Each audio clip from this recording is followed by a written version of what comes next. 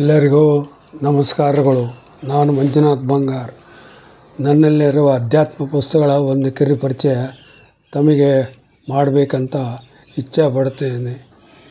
ಏಕೆಂದರೆ ಈ ಪುಸ್ತಕಗಳ ಸಂಗ್ರಹ ಕೆಲವರಿಗೆ ಗೊತ್ತಿರುತ್ತೆ, ಕೆಲವ್ರಿಗೆ ಗೊತ್ತಿರೋದಿಲ್ಲ. ಈ ಒಂದು ನಾನು ಕೊಡ್ತಿರೋ ಒಂದು ನಾಲೆಡ್ಜಿಂದ ಅವರಿಗೆ ನಿಮಗೆ ಎಲ್ಲರಿಗೂ ಉಪಯೋಗ ಆಗಬಹುದು ಅಂತ ಆಸೆಯಿಂದ ಈ ವಿಡಿಯೋ ಮಾಡ್ತಾಯಿದ್ದೀನಿ.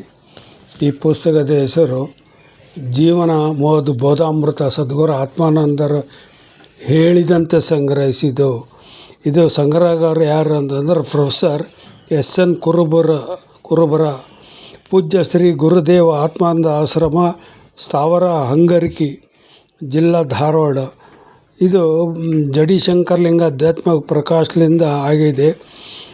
ಶಿವಪೇಟೆ, ಅವರಾದಿ ತಾಲೂಕು, ರಾಮದುರ್ಗ ಜಿಲ್ಲಾ, ಬೆಳಗಾವಿ ಇವರಿಂದ ಇದಾಗಿದೆ. ಇದು ಪುಸ್ತಕದ ಒಂದು ಸಂಕ್ಷಿಪ್ತ ಪರಿಚಯ ಮಾಡಿಕೊಡ್ತಾ ಇದ್ದಾರೆ. ಇದು ಸದ್ಗುರು ಶಿವಾನಂದರ ಒಂದು ಬ್ಯೂಟಿಫುಲ್, ಚೆನ್ನಾಗಿ ಫಸ್ಟ್ ಕ್ಲಾಸ್ ಇದರ ಫೋಟೋ ಇದೆ.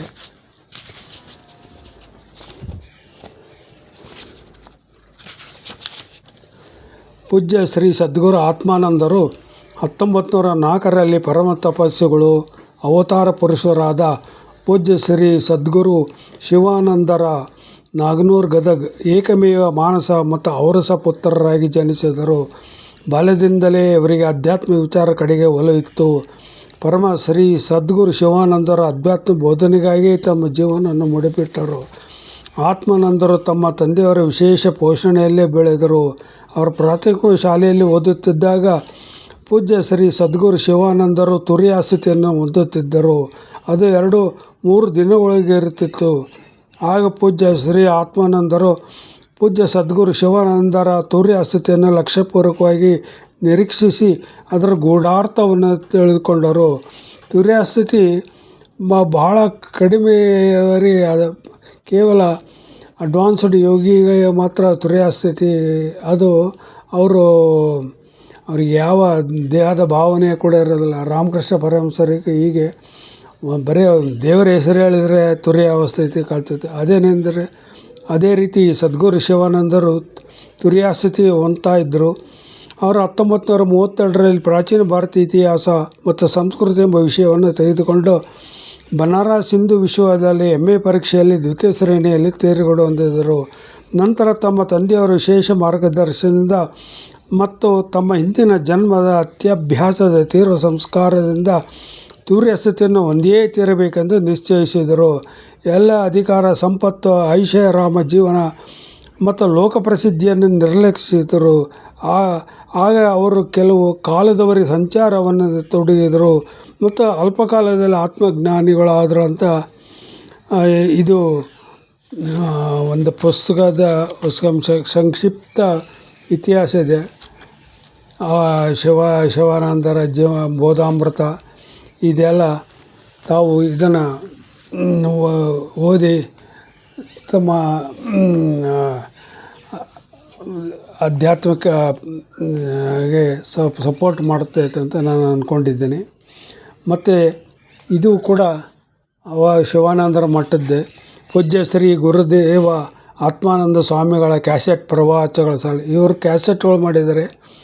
ಅದರ ಪ್ರವಚನಗಳ ಸಾರ್ಯ ಪೂಜ್ಯ ಪ್ರೊಫೆಸರ್ ಸುರೇಂದ್ರ ಎಸ್. ಕುರುಬರ, ಪೂಜ್ಯ ಶ್ರೀ ಗುರುದೇವ ಆತ್ಮಾನಂದ ಆಶ್ರಮ, ಹಂಗರಿಕಿ ಮತ್ತು ಗದಗ ತಾಲೂಕು, ಜಿಲ್ಲಾ ಧಾರವಾಡ.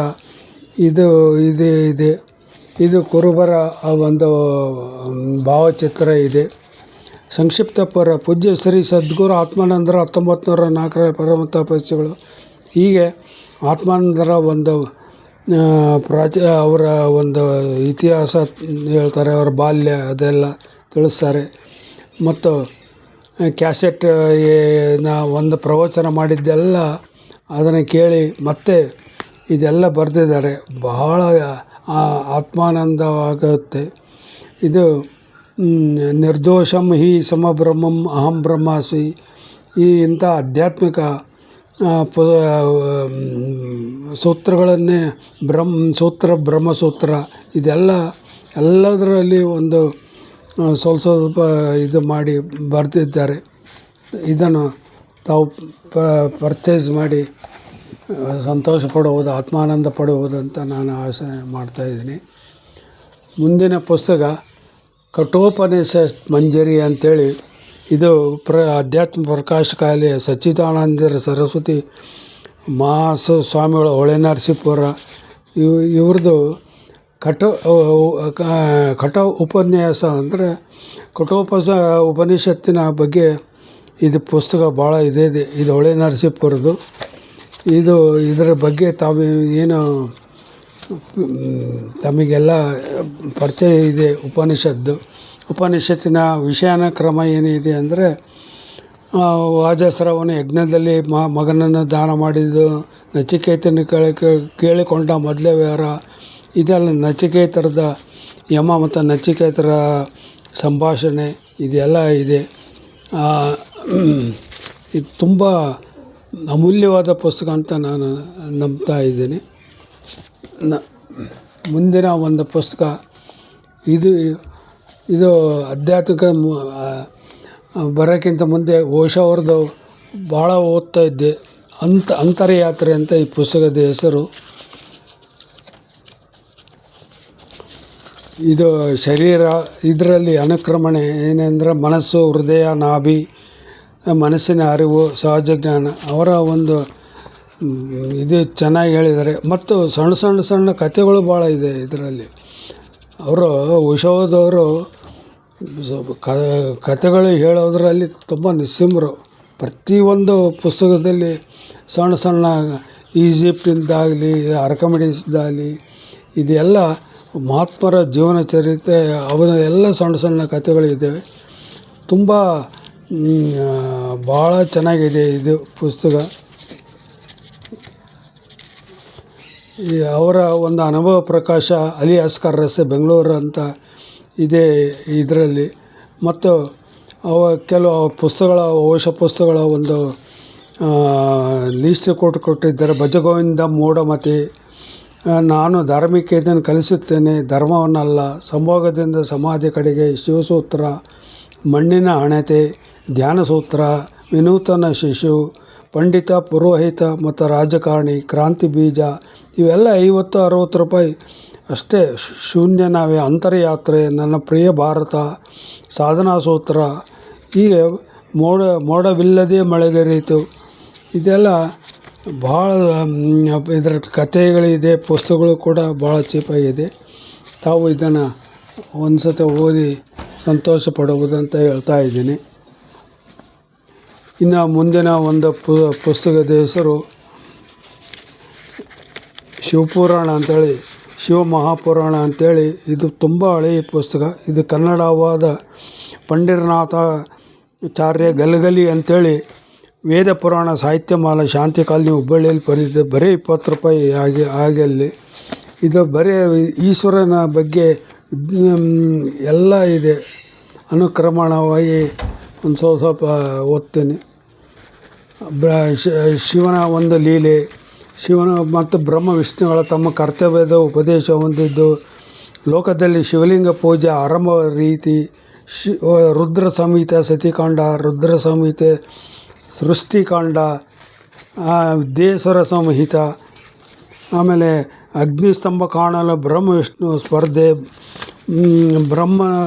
ಬ್ರಹ್ಮನು ಶಿವನನ್ನು ವಂಚಿಸೋದು, ಹೀಗೆ ಪುರಾಣ ಕಥೆಗಳು ಎಲ್ಲ ಇದೆ. ಉಮಸಂಹಿತ, ಕ್ರೌಂಚ, ಶಾಖ, ಶಾಲ್ಮಲಿ, ಪುಷ್ಕರ, ಜಂಬುದ್ವೀಪಗಳ ವರ್ಣನೆ, ಇದು ಬಹಳ ಚೆನ್ನಾಗಿದೆ.